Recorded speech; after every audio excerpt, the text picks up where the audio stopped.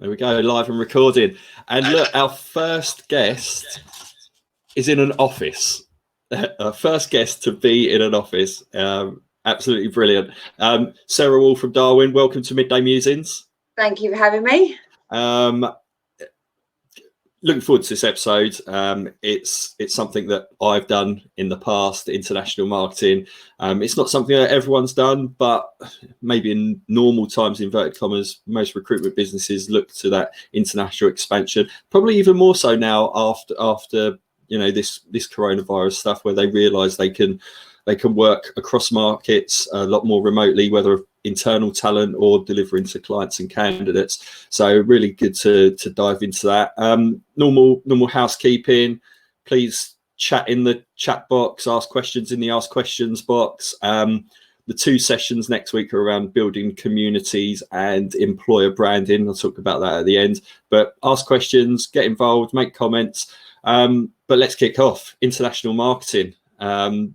We caught up earlier in the week to chat about this, and I was reflecting back on when I was back in house. But firstly, talk about you and Darwin to get an idea of why you're the expert here in international marketing, Sarah. So it's funny you should say that, actually, about people might be seeing that they now more working remotely, that they can recruit overseas. Well, actually, we don't do.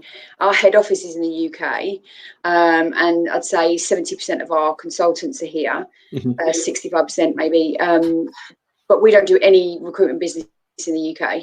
So we recruit from North Germany and Scandinavia and parts of Switzerland from the UK, and then we have an office in Netherlands, we have an office in Bavaria, and one in Boston. So we do a lot of it remotely. So yeah, we recruit across Scandinavia, Germany, US, and Switzerland. Yeah, and none in the UK. Which, and you've been doing, well, Darwin. I say you, Darwin, have been doing that for donkey's years, haven't they, as well? 20 years next year. Yeah. Started off recruiting in Amsterdam and then expanded to Germany. So yeah, we've always predominantly been pan-European. We've not done anything really in the UK. The odd deal here and there, but not a huge amount. Yeah. And from your side, how long have you been at Darwin now? 6 years, 6.5 years. 6 years. And before that, I was with Randstad. Previously Justin Rowe for 10 years. So yeah, long time in recruitment marketing. Yeah, I was going to say I feel the pain, but it's always a pleasure, isn't it? So if we talk about international marketing, specifically, it's so obvious with the Darwin business that you have to speak to lots of different people in lots of different countries. And one of the things that certainly I was always challenged with when I worked at Staff Group, especially working in very, very similar markets as well as the UK, was, what approach should I be taking? Do I do a one-size-fits-all approach where I'm literally either just translating stuff, changing locations, changing phone numbers with brochureware or everything like that?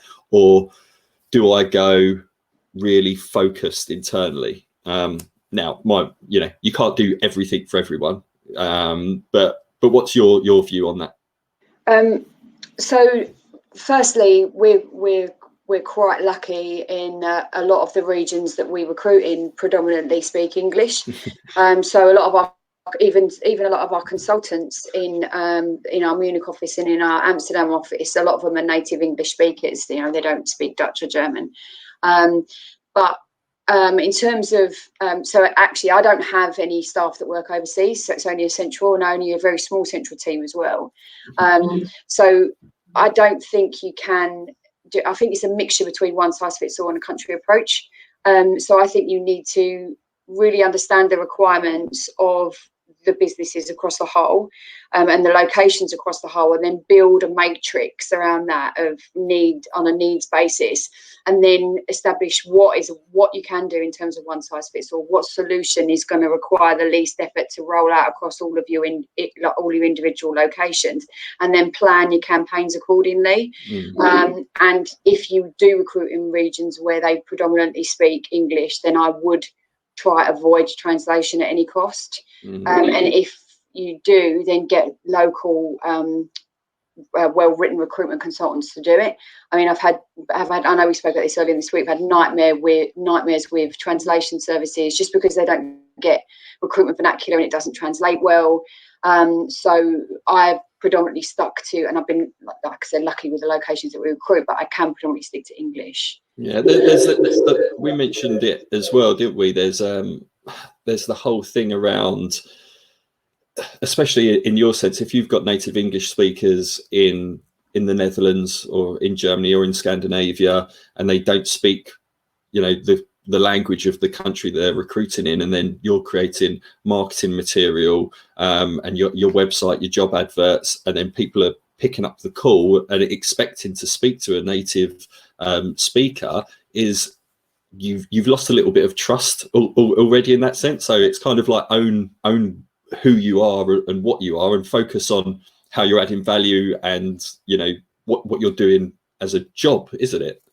Yeah, and it's attracting the right candidates as well. I mean, we've dabbled in the different regions with our country sites to dual post the adverts for those consultants that do speak the native language, to post the adverts twice, once in English, once in German for German or Dutch for SEO purposes.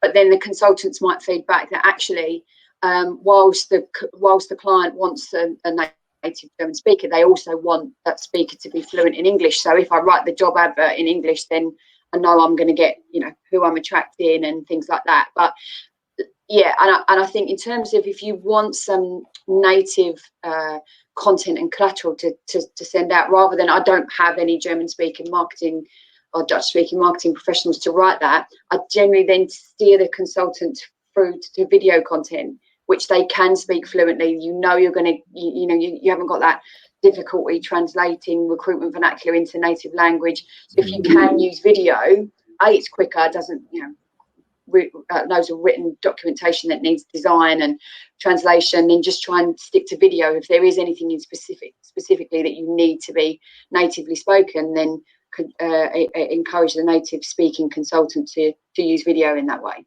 Yeah, I think on the flip side from when I work, just to give the other point of view, when that's initially the approach that I took when I was building out Staff Group's marketing function. But then in our Berlin office, I hired a marketing exec to work in Berlin who was there in the market, understood the language, understood marketing to Germans, if I'm being honest, a lot better. And I did the same for the French, and it can work, and there is no right or wrong answer in it. But I think one of the mistakes that certainly I've made when it comes to international marketing is that you sometimes just spread yourself far too thin with everything that you're trying to do. So if you're doing email marketing, events, it might be video now, and good social media work and everything, and then you just try and replicate it in every country, it's just not going to work, is it? No, and a lot of the stuff is relevant to all markets. So like I said, if you have to do it natively, then do the one-off campaign video that is in native language. But us at first, when I first joined, we used Volcanic. Before that, we used Ven. We had these all these different sites where they had a blog section for every location, and then I tried to say, all right, I need to get this certain things, I need to get translated articles, different posts. Now we've got one centralized job function, because a data science blog or video or whatever is going to be relevant to data scientists in Boston or data scientists in Berlin. In fact, actually the cross-selling, if it's a certain regions might be more ahead in terms of tech. So actually it's more interesting that it's global content rather than very niche specific to one location. So it does, I suppose it does depend what industry that you're recruiting in. I imagine if you're in, if you're in teaching or areas where it's very, very different, so you do need very targeted content per location. But for tech, they want to know cross-border what's happening in other locations. So actually make sure you're doing it, one size fits all in that way, and then marketing it out properly and using it properly across all your borders, rather than trying to do loads and loads of stuff that's very niche for every different region. Yeah, that's interesting. Did you see an impact on traffic and SEO, like having that global approach from the previous one? No, because we had so much stuff going out on all these different pages that was getting very few views. So actually, it was more positively impacted when we cut down and did a lot of stuff better, a lot, less stuff better, and more better content, fewer content, because it was getting more views, lower bounce rate. So actually, our organic traffic increased, rather than trying to, like I said, spread yourself too thin and being a jack of all trades, master of none. And trying to portray yourself something that you're not as well, is it? If you were a German or a Bavarian based tech recruiter and you didn't do anything else, then that's fine. That's how you can position yourself in that area. But you're a global recruiter. You have global resources. You have a global network in an ever connected world at the moment. So that is who you are, and don't try to be anything else. And play to your strengths. If you manage to interview a really good data scientist in Boston who's talking about the latest machine learning technology, then that is going to be interesting to a data scientist in Switzerland, and vice versa. So make sure, the use of video content has been fantastic for us in terms of that, being able to record great video content that we can then, have one or two campaigns or two or three big video campaigns per quarter that we can then get that, really run with it and get as much use out of it as we possibly can across borders. Yeah, I think even like loads of wafty content for each region and stuff like that. So, and I think, in marketing, I think everyone talks about personas and creating all these different personas. I mean, it's impossible. Recruiting in 7 or 8 countries with 17 verticals, different tone of voice, all these different personas. I'd need a team of it's ridiculous. So it's actually getting great content, and Dan will love me actually, and using tech such as Pager to then put that content out and make all of your consultants aware of, we interviewed a head data scientist in Boston, putting it out to all of your data science consultants, allowing them to target. They know the personas who they're trying to reach. They know the tone of voice they need to use. So I put the content out and allow the consultants to then do what they want with it in terms of promoting that key content. So it's actually making tech work for you, as well as, getting your this early on, and probably deviating your marketing advocates in each of your regions, getting them to get the great content for you, and then using that pillar content to reach all of your different audiences.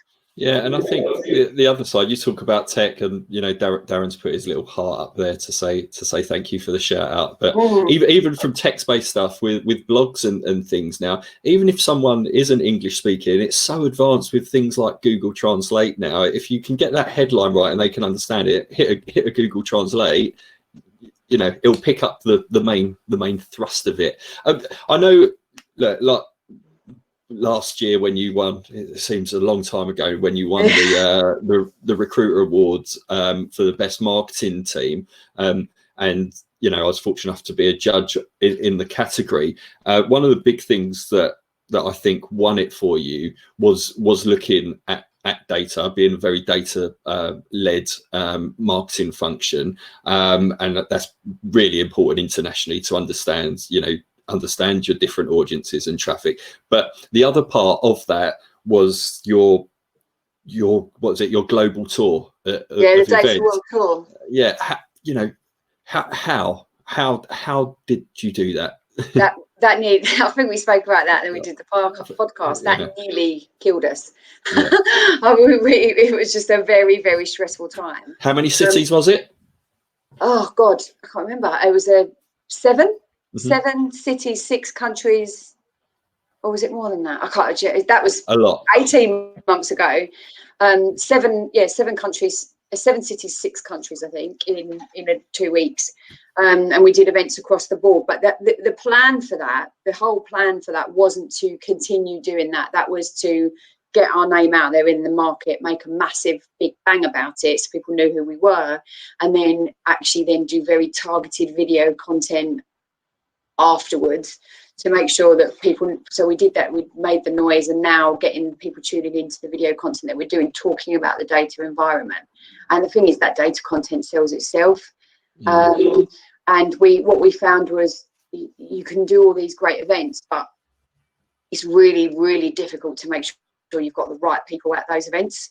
That's what I was going to say. How did you execute that? You know, it's hard enough, and I've said it so many times on the podcast, on here, just in general, because I hate events, full stop, because so much is out of your control. You know, I'd hate hosting a birthday party, in my house, let alone trying to do, some recruitment based events across multiple countries. What did that look like in terms of execution of it? Well, because we wanted to just make a massive noise in those different regions, we wasn't overly targeting certain individuals for that event. And those events, data meetups sell themselves. So it was great for us in terms of we used it to get some really big names to speak. The brands we had on that world tour was huge. So we used it in that way to make a noise. We live streamed all the content. We got loads of video content out there. So actually we wasn't really bothered about who it was that we attracted. And those types of events do tend to attract people that are very new to the industry, that want to get into data science or into that tech. So maybe not people that you can actively help find a role in the next, year or 2 years. So we used it as a basis to make a big noise, because it is really hard to target your attendees. You put an event out on Meetup on Eventbrite, you can't screen them, you can't filter them, you don't know who it is that's going to turn up. So it's actually saying, right, here's an event open to everyone, turn up, but what can we make sure that we can use for the future, then target people. So to make sure that we did a live stream after, isn't it? Not actual what happens on the day. If you've got great speakers, then make sure that you're getting them recorded, you're live streaming it, and then you're using your content to then attract people afterwards. So then we took all that speaker, all that content, and then we used that to launch our sort of video campaigns afterwards, and making sure we get great speakers to speak to us on for video campaigns moving forward. So there's not huge. The challenges there is getting the good topics. Did you find any local challenges in those various events in terms of different cultures and dropout rates was hugely different in region. It doesn't surprise me. So in Berlin, it's really even in Germany. So in Berlin, the dropout rate is sort of 60%. So we normally aim. We still do a lot of events in Berlin, but we'll probably get a 60% dropout rate. In Munich, you'll get an 80% attendance rate. And that's within one country. Yeah, that is with it. I mean, they do say Bavaria is a country within a country, and it's very. I'd say it's more disciplined there. They've said they're going to sign up to something, and so they're going to sign up. They're going to attend. So it's very, very different. And and even one event to another. We did an event in Boston 6 months prior to the Data World Tour, and we was oversubscribed. We had people, we was busting at the seams. The Data World Tour event in Boston, better speakers, changed the venue slightly because we couldn't get the venue that we used before. We had a 60% dropout rate. It's just with events, it's just so. I'm so happy, and I think that'll be one thing that will come out of the coronavirus is that people probably won't do so many big physical events anymore, and it's so much easier to manage, and it's a lot easier to get good content that you can use there moving forward. You can record the webinars, you can cut them into bite-sized great video chunks and use for marketing moving forwards. If you've got a physical event that you're trying to video, you've got very hollow sound, it's really difficult to get it right. There's all these other issues that will stop you getting legs out of that event in terms of your marketing strategies moving forward. Yeah, on to kind of marketing strategies and thinking about that. Obviously, you're you're quite senior in the business and you're going to have a fair amount of sway in terms of the marketing approach. But in terms of setting up kind of marketing plans at an international level and trying to cater, what's your thought process? Is it sitting down with like country leaders to understand what they're trying to achieve each month, or is it a case of, look, this is what we're doing from a marketing level, how can we adapt it for your markets? It's definitely second. Okay. Whereas I think everyone will have a differing view in terms of what they want to do and what they want to achieve and how they want to roll that out. And I think everyone's got a different understanding of marketing and how it works. So I think you need to have a general framework that you then, don't ask an open question, ask a closed question that you can then manage what your responses are then moving forward, because you don't want to be that no person, no, I can't do that, no, I can't do that, no, I can't do that, because it's very difficult. We spoke about this earlier on in the week, to keep engagement running when you don't have a local presence. So over promising and under delivering is going to be very, very detrimental to that. And then you'll have whole offices that are just not engaged with you and don't listen to a word you say and don't execute any of your campaigns. So I think you can't over promise for sure. You need to make sure that whatever you are, offering and offering input in, you can deliver. Yeah, I think just dig into that bit a bit more, because I think it's hugely important, because I suffered from it.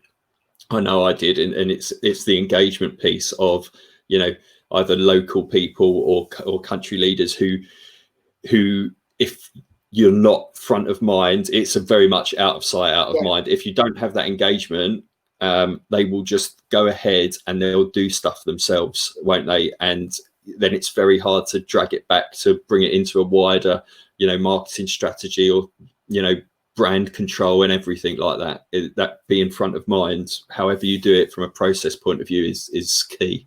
Yeah, but again, I think it's let the tech work for you. I mean, if you've got great content that you're generating leads from downloads, then you don't have to be physically in the office to maintain that engagement. Those pings in the inbox to say someone's downloaded this and the leads coming in, that'll sell. You don't need to physically be there. The same with with tools like Volcanic and Pager. If you're getting those tools working for you, then you can be front of mind without actually having to physically be there. But I do think it is important to get that face time and get those people on board. So prior to COVID, I would go over and just spend a day, really not a day or 2 days in those offices, once a month, once every other month, where I didn't really get much done. I'm just sort of sitting, talking to people about, how things are working, how they can be using what we're doing, talking to them, sharing best practice from other regions with them. So you're not actually physically sitting down and saying, how can I help you? Like, what do you need from me? You're actually saying, like, this is what I've got in my armory at the moment. This is my toolkit. Are you using all of these things in the toolkit? If not, let's sit down and talk about them. It goes back to that first initial building that matrix. What can you physically deliver? What do you 100% believe in? And then making sure that everyone's on board with it and they understand the toolkit and they know how to use it. And you only introduce new things into your toolkit when you can roll that out across all different regions. And if they're going to have an impact, isn't it? It's not rolling things out for the sake of rolling things out. Like you say, you might roll something out that does work brilliantly in Bavaria, but then it doesn't work great in Oslo or something. And that goes back to the data piece, which you mentioned with the award last year. I think we mentioned in that submission we've got everything. We've got sort of Google Analytics and everything, and Talent Rover all talking to each other, and Volcanic and Broadbean and everything. And we've got every bit of content that we put out there is UTM tagged, so we can make sure we know exactly what's working for us immediately, so we can drop it. Sometimes even before it reaches, even the consultants are aware that we're even doing it. So immediately when you're rolling out that new bit of your toolkit, you're saying, oh, right, by the way, did you know we had this? Oh yeah, it's already got you X number of applications and you actually already made a placement from it. Do you know what I mean? If the data comes first initially with whatever initiative that you're running with, again, it sells itself, so you don't have to physically be there to push it, because it's pushing itself.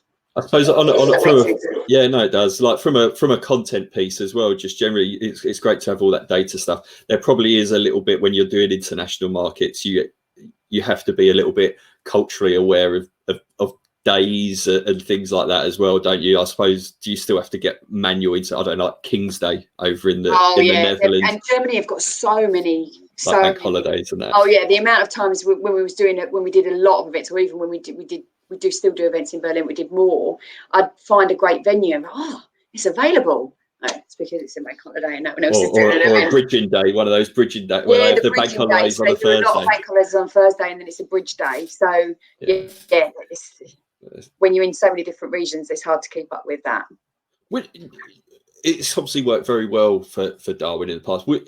If you could create in your head like an international marketing team, would you do anything differently? Would you prefer to have a Dutch, a Dutch speaking brand manager or a German speaking brand manager, or do you feel like a marketer can achieve what they need to, or is there potentially a tipping point in a size of a business that then it goes, right, look, this requires someone completely dedicated that we need to nail it?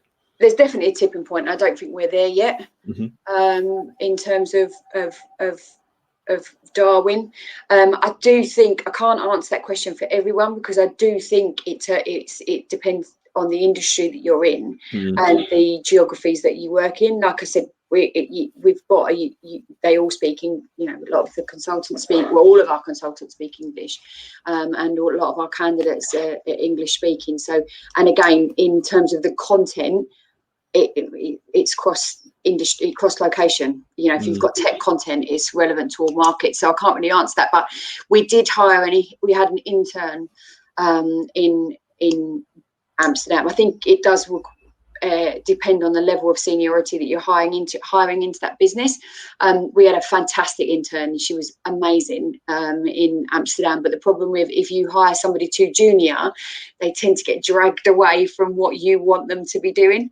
So rather than and you won't have that face time because they're in an office with other salespeople who are saying, "Oh, maybe we should do this." Yes, exactly that. So I'd have my core strategies in my toolkit that we were driving, and then before I know it, I'd speak to her and I what have you been doing? Oh, I've been putting loads of job infographics to get, because that's what the consultants view that they need. And that's the problem, is getting to that tipping point where you can have very, very focused individuals in there, or actually is that person who is in that that office busy 24/7 driving your individual tools, which if you've only got so many key tools in that toolkit, they're not going to be busy 5 days a week, all day, every day, driving those, because you can drive them centrally. So then most of their time is wasted doing what the consultants want them to do, jazzing things up. I know everyone on the network is always talking about making things jazzy.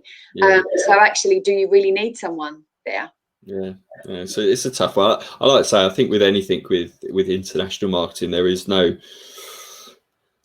easy answer. I don't think there's a right or wrong answer. It very depends on who you're working with, what locations you're in, what industry, what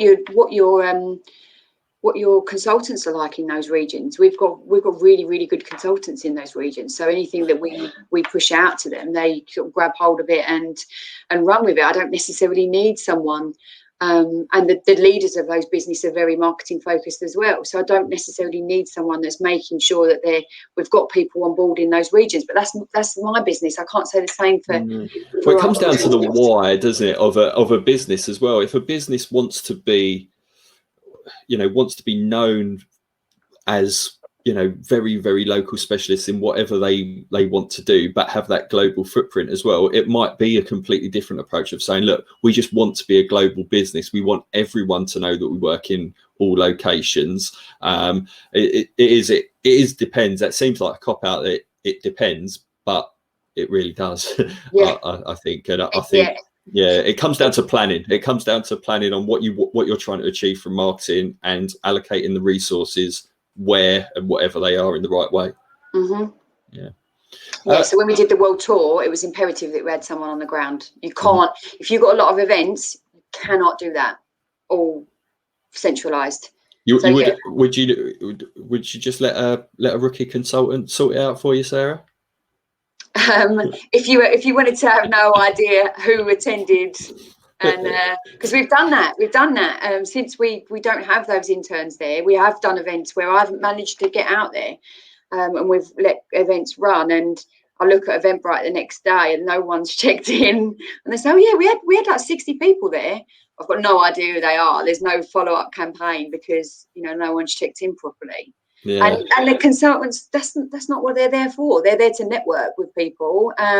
So they're having great conversations, and no one's actually physically checked anybody in. So, and like you say, from a marketing point of view, that's completely useless. Even more so from if you're being data led like you are, which it's informing marketing decisions before and after.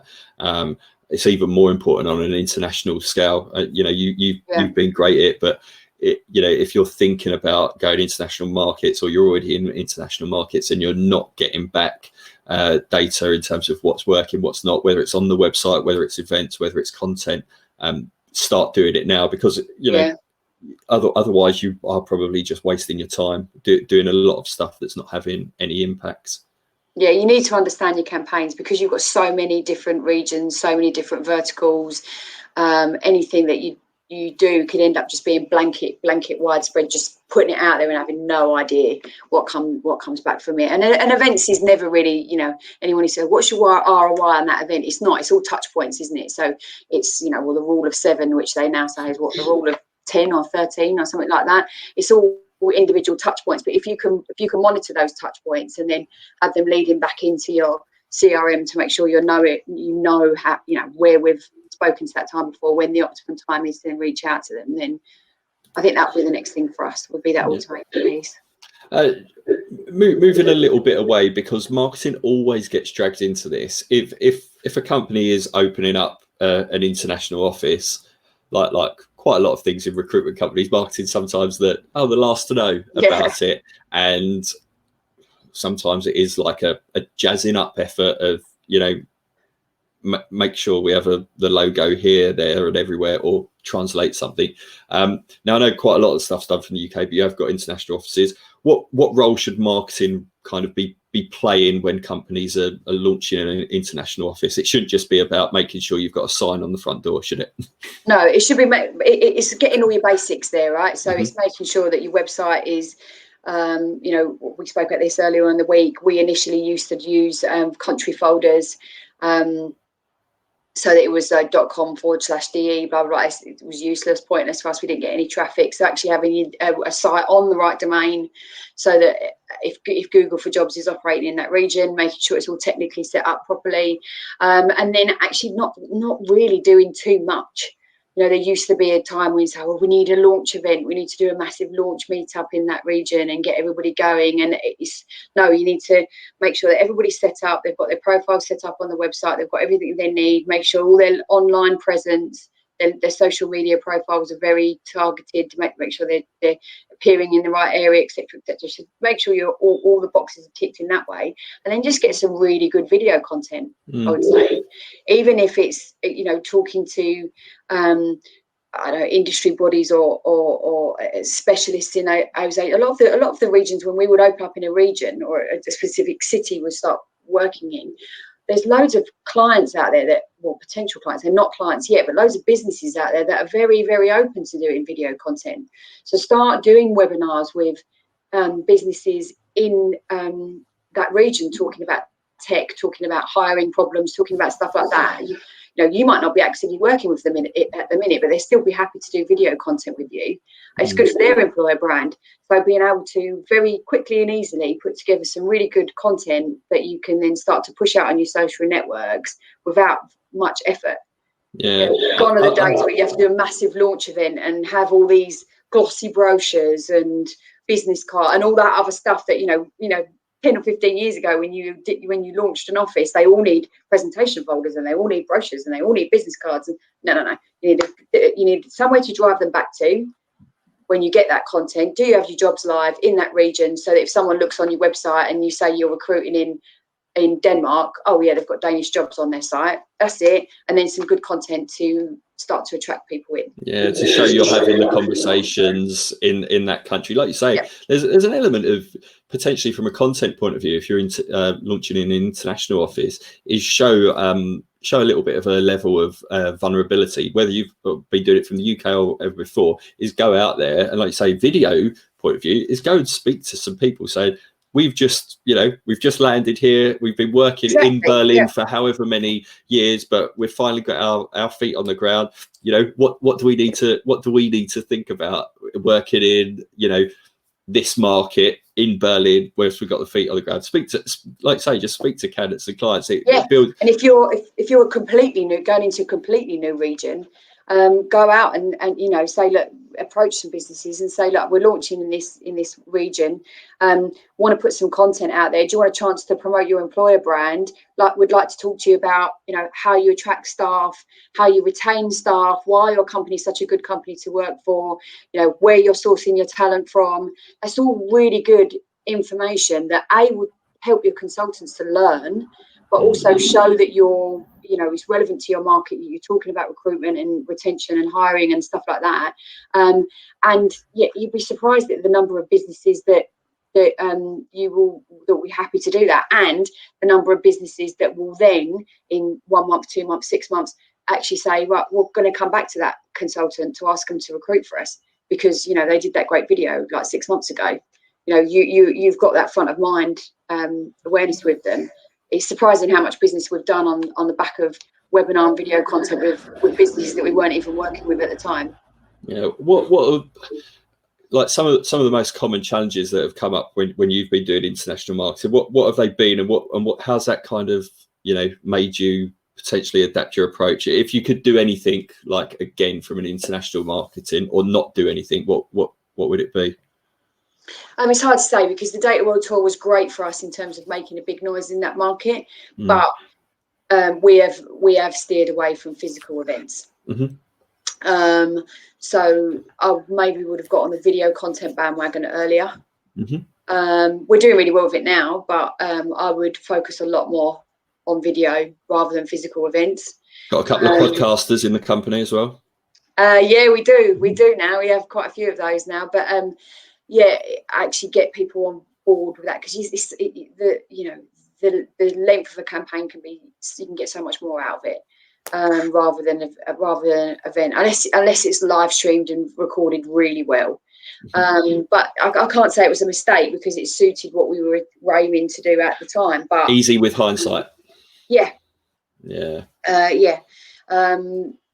So yeah, but I think as an industry as a whole, we're moving away from that whole meetup scene, especially now more than ever, because of what's happening. So I think what you'll probably get, and what I see happening more, is rather than those big networking events, is that you'll probably get a little bit more of the round table based stuff, whether it's in real life or on webinars, where you just get some really close candidates or clients to talk around a topic, rather than try to get 100 people in the room that you're not likely to be able to speak to all the time. That's great, it's great for optics and for your social media, but if, like say, if you dig into the data, your reach, being able to do stuff online, virtually, crosses all borders. I can see it. Just I put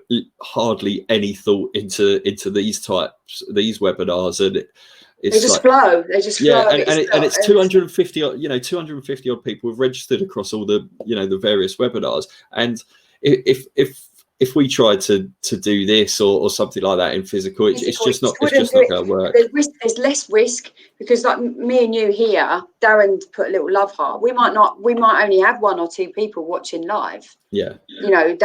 But it doesn't matter. No. If you've got 1 or 2 people in a room and you've taken time out of your clients' time to come and speak, it's scary stuff. And not only that, you've got the consultants who were running that campaign with you.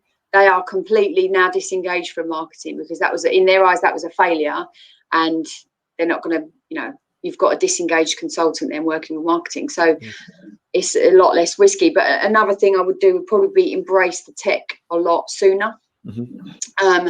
So there are so many applications and stuff that can connect all your different, there's like the Zappiers of this world that can connect your MailChimp, your Eventbrite, your forms on your website. So you've got it all coming in. So it allows that data piece to be done a lot easier and get those leads in front of the consultants a lot quicker, which then, like I said, you don't need so much face time because they're getting those leads coming in automatically. So your campaigns are selling themselves. You don't have to push them so much. And then so from a marketing point of view, you could focus as a marketer. You can focus on building the individual relationships. Like you don't have to talk too much about oh, did you get that Excel spreadsheet that I sent you? Have you followed up on that? And you feel like you're nag. Is if all that can work at an international level behind you, you could just focus on, how you get it on from a sales point of view. What have your challenges been, etc., etc. Oh, how can we help moving forward? And you can,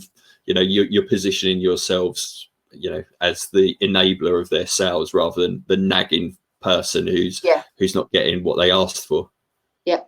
So that would be a big thing for us as well. Cool. The automation side. Well, I don't think I haven't seen any questions pop up, but I wouldn't expect it because we cover quite a lot there. I think my takeaways from that is, I think maybe people watching initially might think, oh, international marketing, that, that's going to be talking about, hiring locals for all your markets and stuff. But it really isn't. I could go with no, and I did take a different approach, and it probably was the right approach at the time. But probably both me and Sarah could say is like, we could take opposite approaches of the international, the international approach, and it still may work, but it depends on all the foundations. It probably would work, but it's what resources you have, and I'm not saying that. And what you're trying to achieve. Yeah. If I had, it'd be a dream to have an experienced marketing individual in each of those locations, but we're not at that size, and I don't have that. So I can only comment on how I make it work with what I have. Yeah. And that's it. There's so many tools like Sarah's got now about integrations and being able to dig into what's happening in regardless of locations, dig in what's happening, see what's working, see what's not, double down on the things that are, scrap the things that are not, stop wasting your time. But I think certainly don't try to do everything to everyone, because you end up doing nothing. No, and your consultants know their markets, and they know their personas or who they're trying to reach out for, and they have their own tone of voice.